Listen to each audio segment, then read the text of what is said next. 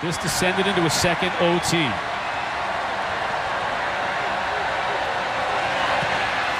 Oh, my. Florida State wins. What's happening? Welcome back, man. If you were looking at this face and listening to this voice, you are officially on the hot seat. I'm your esteemed host, Smoking. Y'all know what we do on the hot seat, man. We set somebody's ass on fire. And today, man, we are going to do a state of the program address for Florida State University. We need to talk about our goddamn Seminoles. So y'all bring y'all ass in there. Let's have a conversation. Let's talk. Because a bunch of you motherfuckers are tripping. So first and foremost, paying homage to the go-to of my left and my right shoulder, man. Let's dive right into this shit. So, okay, we're going to start with the game, right? ULM, Florida State won 45 to 44 in overtime, right? I get it. This shit looks bad. It looks bad because it is bad. It is pretty fucking bad in Tallahassee. I am not here to argue that. What I am here to do is offer some context, some clarity on some things. Take the knife away from your wrist. Put that bottle of pills down. Remove that pistol from your goddamn temple. Calm the fuck down. And let's start with this. We became victims of a few things. The first thing I think we became victims of was buying into the propaganda, drinking the Kool-Aid. Listening to all the other beat writers and all the other publications that stated or follow Florida State on a daily basis report this team looks like they're ready to turn the corner, or at least they're ready to start. This team looks like they're not going to repeat the debacle that was last season, right? We bought into all that shit. And a good piece of it is we are so desperate to see some college football. We are so desperate to see Florida State return to prominence, start that road. You see the steam Florida State had coming into the season as it relates to recruiting. I spoke about it on my Florida State preview show. Florida State was 5-7 last season, but they had a top 10 recruiting class at the start of the season. That's pretty fucking impressive. That elevated our expectations, and it shouldn't have. What did we see last year that was going to trickle over into this year that was going to give us any type of realistic hope or faith that this team will win 9 to 10 games? Because you have to look at why they lost 7 games last season. A lot of it had to do with the culture. A lot of it. And this team is being culturally impacted by some of the same things that bit it in the ass last season. And nobody's paying attention to that shit. Florida State lost 7 games. I think at least 6 of them were fucking blowouts. I'm talking about 15, 20-point blowouts. Like Florida State got their ass whooped in a lot of those games. You don't just turn the page the very next season. In most cases, you don't. And we expected Florida State to do that. We all know how atrocious the offensive line was, right? You get a new offensive coach and offensive line coach in there. And kudos to Randy Clements. He's done the best job he can with what he has to work with, right? But the fuck did you expect? Like, at best, we just wanted to be as bad as it was last season. Like, it was terrible last season. We wanted to be bad this season. That was the trajectory. That was our hopes. That's what we were hinging our hopes and prayers on, that it would be bad and not terrible. Like, how many games could Florida State win with the talent that it has at skill positions if the offensive line was just bad? Let that shit sink in. We wanted the offensive line to be bad because realistically, we know what we have to work with. It can't be decent or good. Doesn't have the talent there. Hell, the best, the most talented line we have took his ass to Alabama. And not we. Y'all tore his ass up for that. Y'all tore his ass up for a kid making the best decision for him. How crazy does that fucking sound? Pump your brakes. In 14 games, the fan base is really having a discussion about replacing Willie Taggart.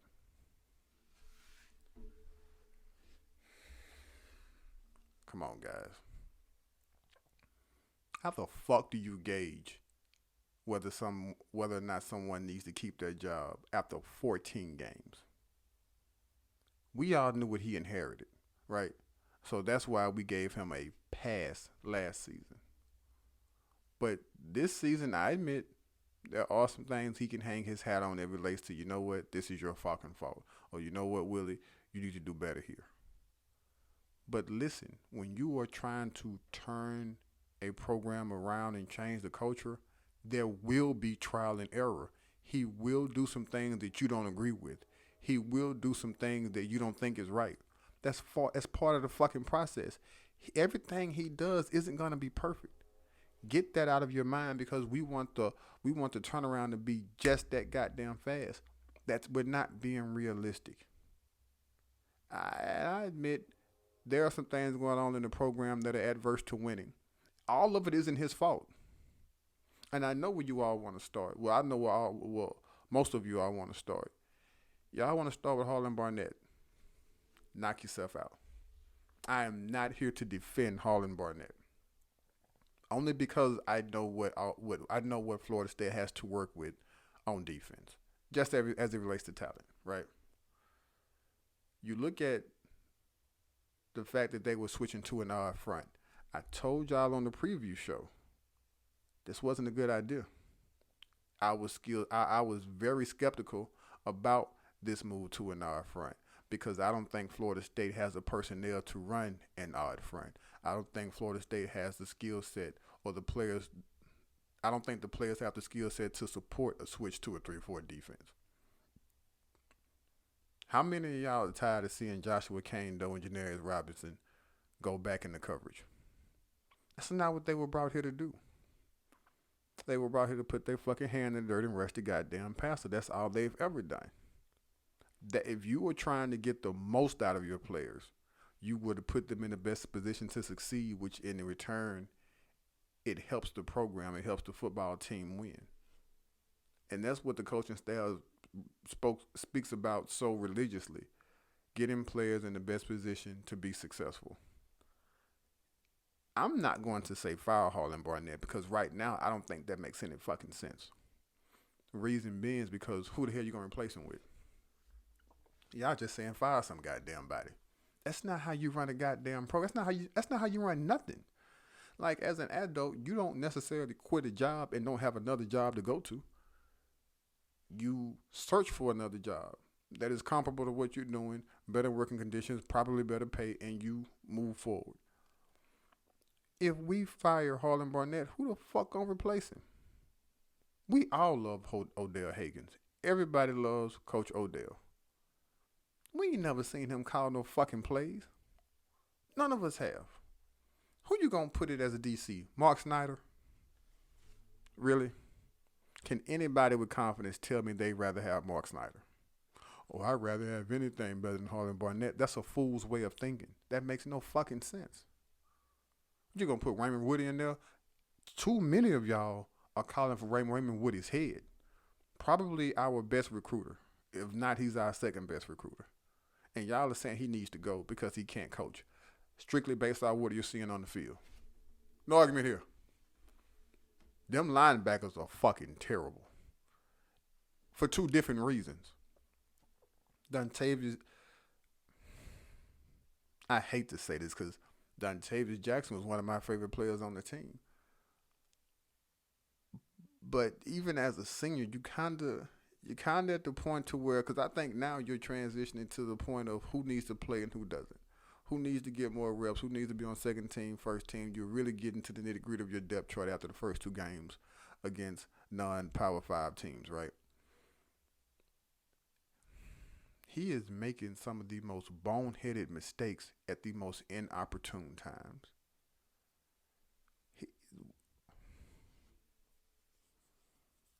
And I'm just frustrated with him, because I had high expectations for the kid. I like him. I think a lot of people like him, especially going into this season, because he was one of the few bright spots on that team last season.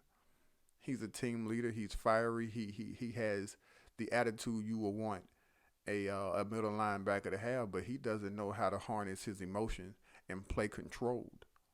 You've been here, and I think Willie Taggart is wearing this shit out, but you've been hearing him say we need to teach our players how to win. Well, this is what he talks about. Everybody know what I'm speaking of. That mistake or that fuck up or whatever it is you want to label it, he had against ULM when he tried to take that fucking kid's head off. Last 9 minutes here in the fourth quarter. Johnson. This has been so much fun watching these two tailbacks go head to head. Another flag here late. and it cost Florida State 15 yards when they couldn't afford to give up any goddamn thing at that juncture of the game. Let's not forget about him falling on the fumble. I'm sorry. Trying to pick up the fucking fumble at the 4 to 5 yard line and run it 95 yards for a touchdown. On 2nd and 10, Bachmeier, and out of the backfield, it's Holani. He fumbles the ball, and Jackson tried to pick it up, and I think Boise State got it back. Dontavius Jackson, rather than falling on it, tried to scoop it up, and Boise State got it back inside the 5-yard line. And Collingham, up tight end. Holani trying to do an awful lot.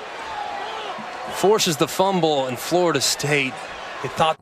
When all you had to do was fall on it. If you fall on that fumble, which is what Levante Taylor was trying to do, that Florida State probably wins that game.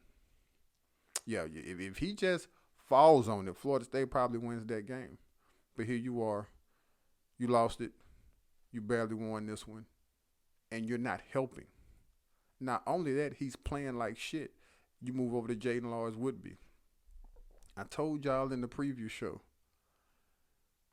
in the spring, when they were talking about switching Hamza Nasruddin and Jaden Lars-Woodby, I was all for it because you need to maximize those guys' talents. I believe both of those kids are immensely talented, but they weren't being utilized properly. If you bring Hamza Nasruddin down and you put and I think his rifle's position is strong safety. I'm speaking of Woodby. I think if you put him there, this defense was going to transform into something we all would have wanted to see, something we would have potentially be proud of. Here come fall camp, and these guys are right back where they left off last season. I told y'all in the preview show, that shit didn't make sense to me. And you're seeing it. Against ULM, Jaden Lars-Woodby, a linebacker, was dodging blocks. You can't fucking do that. But when you're not a natural linebacker and you're not built to play the linebacker position, that's what you know. Duck under a block, go around the block. He probably doesn't understand what happens when you don't take on that block. He probably doesn't get it. And if he doesn't get it, that's a problem with football IQ number 1 and coaching number 2. You can probably swap those as it relates to importance. You're not putting these guys in the right position to win. Why the hell are you still playing Kyle Myers? Can anybody fucking tell me why you're still playing Kyle Myers? Kyle Myers hasn't made a play. Hear me. Kyle Myers hasn't made a play since this time last year against Samford. That's an entire fucking year. Kyle Myers is probably, since A.J. Westbrook is gone, Kyle Myers is probably the least talented defensive back on that team. I'll argue Kyle Myers isn't a DB caliber football player at Florida State, meaning he probably has no business being on the field. That's just how much I think Kyle Myers fucking sucks. I get it. The Kalen Brooks, son of a FSU legend, son of a Hall of Famer, why the hell is he still on the field? He's not an FSU caliber player.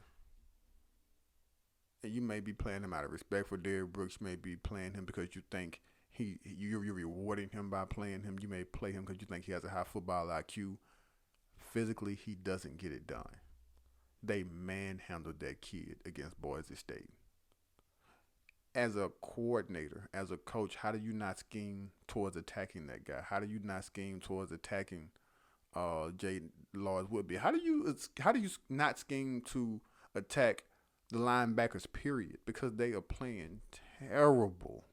How many times have you seen two players attack the same gap at the same fucking time? And listen, if you are the defense coordinator, you are the ruler of all that you survey, I understand why y'all are pointing the finger at Harlan Barnett. I think the answer to this, or the quick fix to this, or just to put a Band-Aid on it to stop the bleeding, go back to a 4-3. Even if it's 4-2-5, get out of that 3-4 shit. Because number one, I said this in the preview show, you don't have the personnel to support that system and be successful in it. You don't have the personnel to support what you're trying to do schematically in the 3-4 defense. You don't. I understand why you went to it. It makes sense as it relates to why you went to it, but if you don't have the dogs for it, you just don't have the dogs for it. How many people are tired of seeing Joshua Kando and Janarius Robinson backpedal? That is some of the most uncomfortable shit I could watch. Offensively, you got a top 10 offense in the country.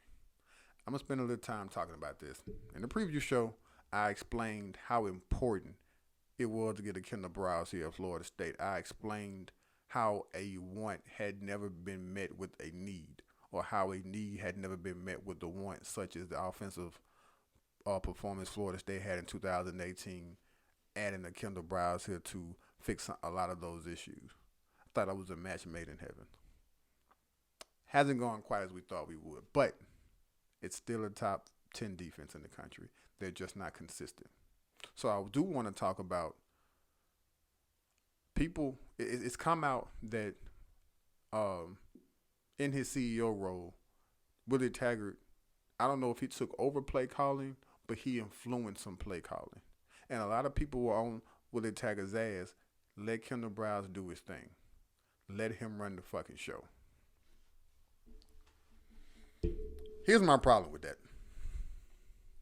He let Kendall Browse do his thing in game 1 against Boise State, and everything was clicking. 31 points in the first half. As a Florida State fan, when was the last time you seen him score 31 points in the first half? That was a sight for sore eyes. And I think that's what got the juices flowing as it relates to what the ceiling for this team can be.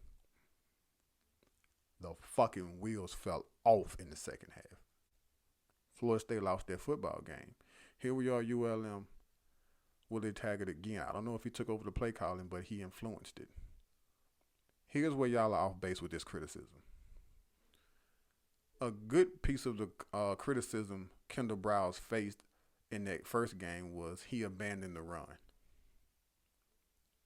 In comes Willie Taggart in the second game. He sticks with the run. He feeds his hot hand, which was Cam Akers. Florida State wins the game.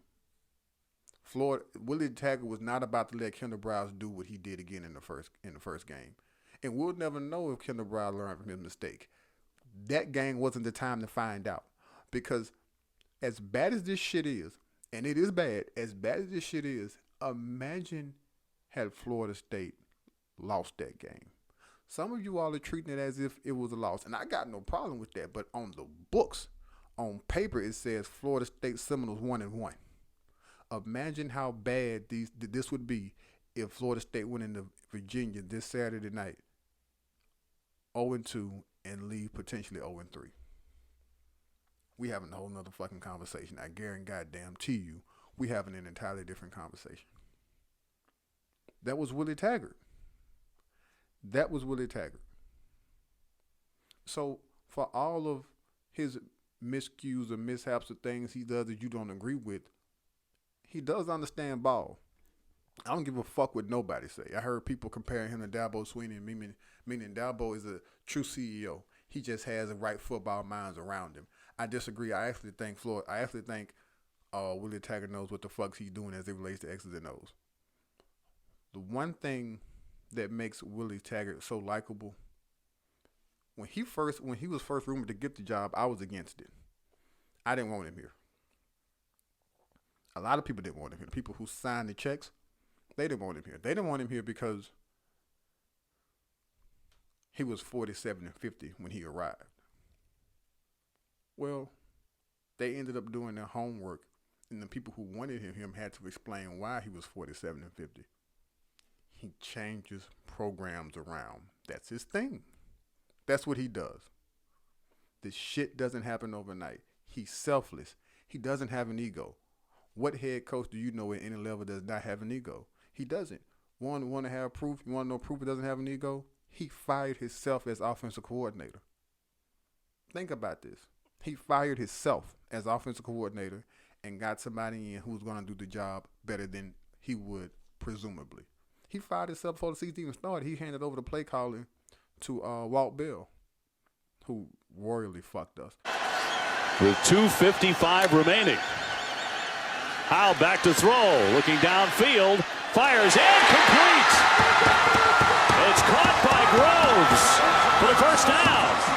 At some point, the clock becomes your enemy. I don't think we're there yet, but we're close. He's looking for the end zone. Firing.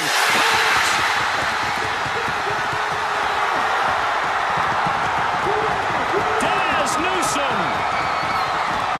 But he handed over the play calling to Walt Bell because he wanted to be in more of a CEO role. He wanted to have his hands in everything.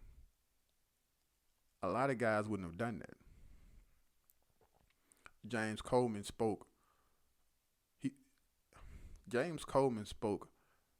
very candidly about the finger pointing as it relates to you can all point the finger at Willie Taggart if you want, but the administration is on the hook for this as well.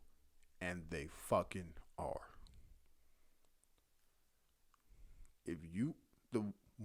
Probably the worst thing that could have happened to Florida State was winning that BCS championship in 2013. Because I think that led the boosters to believe we don't have to pour all this money into the program to win. We already have. We are able to win a national championship and not spending an exorbitant amount of money on doing so. You had a generation of talent at quarterback. Things just really happened to jail for Florida State at that time. You had the right people in the right places. You caught lightning in a bottle. You're not going to do that every fucking season. They are handcuffing Willie Taggart. He does not have the full support of that staff. I'm not the staff, I'm sorry, but the administration. Want to know how I know? Think about this. During the spring game, Deion Sanders was interviewed by the commentators. And when they introduced him, I'm fully behind the Taggart area. I'm fully with it. Florida State needs to give this man what he needs. And I'm paraphrasing, of course.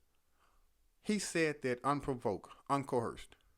Nobody asked him shit about the support Willie Taggart had or didn't have at that time from the boosters. He just came out and said it because he knew it to be true. Think about when he got the job last season. Everybody who he hired on that staff, almost everybody, was a second or third option. Everybody who he brought in who actually ended up coaching at the start of 2018 was not his first option. And it wasn't because people were turning the job down because they didn't want to come here. It's behind money. Behind money. I remember vividly Josh Newberger's 24/7 reporting. Mike Loxley was on campus, I think for more than a day. Mike Loxley left campus without a contract. Think about how bad that is. He wanted this. They said, we're going to cut off here. He left. You saw what the fuck he did at Alabama. Don't get me wrong, he had the horses to do it, but he implemented a system that Alabama had never really seen before. And they were immensely successful because of it.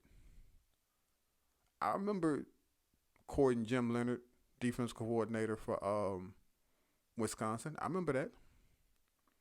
I remember a lot of names being thrown out there. I remember a lot of conversations being had. But nothing ever shook because they didn't give this man the tools he needs. You want to play with Ohio State, you want to play with Georgia, you want to play with Alabama, you want to play with the LSUs of the world, you got to pay. That's that. Ain't no two ways about it. I don't know any other way around it. This game against Virginia is as important as a game can be. And I think everybody's familiar with the story about what happened when he was at USF. I think they went maybe 4-8 the season. I think 2014 going into 15 started out the season 1-3, and they were going to fire him. Word was after the Syracuse game they were going to fire him. Well, he won that game, and what preceded that game is what impressed a lot of people. He had some kids over to his house, some kids who played on the team, and they like, hey, you got to let Quentin Flowers loose because he looks like a robot in that backfield. Let him do his thing, coach. He was like, you think so? And it was like, yeah. Had a conversation with Willie Flowers, and he agreed. Not Willie Flowers, Quentin Flowers, and he agreed. Let me do my thing. They scored 45 points. They went 8-5, made a bowl game. The rest is history. If they don't win that game at Syracuse, we're not talking about Willie Taggart as the head coach of Florida State. Period. He's selfless. His kids told him to change his offensive philosophy to a certain degree, and he listened. That's what makes this man special. That's what sets him apart. He doesn't have an ego. Whatever needs to be done, I'm with it, do it. But you can't expect this man after 14 games to turn around the mess that he walked into. That's just not feasible. It's not fair to him. And I understand fair is a place that you judge pigs at, but it still has a place in this world. Fact of the matter is, a lot of what he wants to do, he doesn't have the personnel to do it. Listen, I love James Blackman to death. I think we all do. I think he's an amazing kid. I think if he's one of those guys that if you don't like him, something must be fucking wrong with you. He's just that likable of a kid. And I remember last season while 12 was out there doing whatever he was doing, people were clamoring, put James Blackman in. I don't know how much being well liked wins you football games. And I say that because from the last time we saw James Blackman up until Boise State game, up until the ULM game, he really hasn't progressed as a quarterback.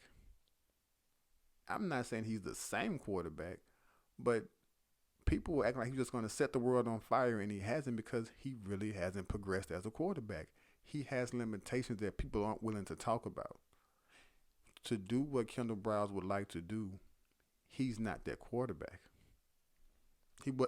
And to his defense, he wasn't recruited to be that quarterback. Jimbo ran a pro-style offense. That's what James Blackman was brought in to do. And even in that offense, he had his limitations. I'm not saying start Hornibrook. That's not what I'm saying. What I'm telling you is, if you are going to have a conversation about, especially with us having a conversation about this being a state of the program address, be mindful. What they have to play with isn't ideal. I guess that's what I'm trying to say. There are areas in which we're just not that good. I think we're good enough to be 7-5, and I kind of thought that would be a failure if we were 7-5. I was thinking 8-4 would be a success. Listen, whatever you got to do, win games, and it's increasingly more important for you to win games now, because now you have to worry about certain recruits decommitting. Now you have to worry, because going into the season, you were great. Now you were going to be able to cherry pick some of your prospects. Now you're going to be able to be really selective and picking out who you wanted. You weren't going to be desperate like you were at the end of last season.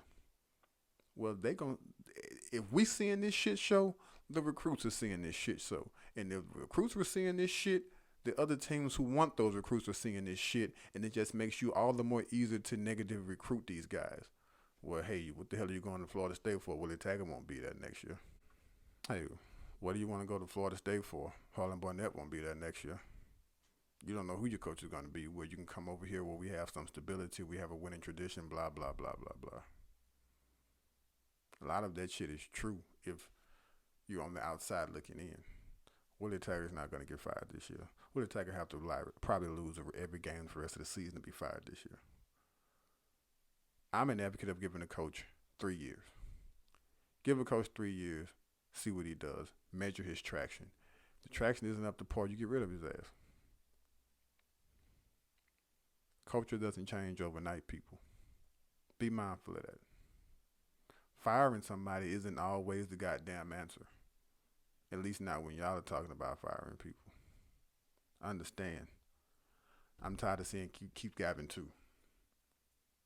And while we on it, since I brought him up,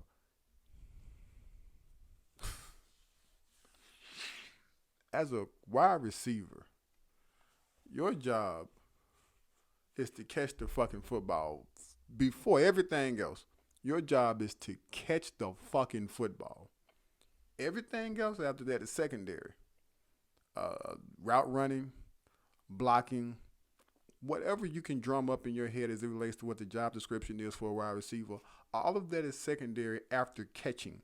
If you can't catch the fucking football, you probably shouldn't be a wide receiver. I was told a long time, DBs are WRs who can't catch. Make that motherfucker safety. Give a good goddamn what you do with him, but you can't tell me that you're going to continue to put Warren Thompson on the bench and Trayshawn Harrison on the bench for this motherfucker because he can block somebody into the goddamn stands.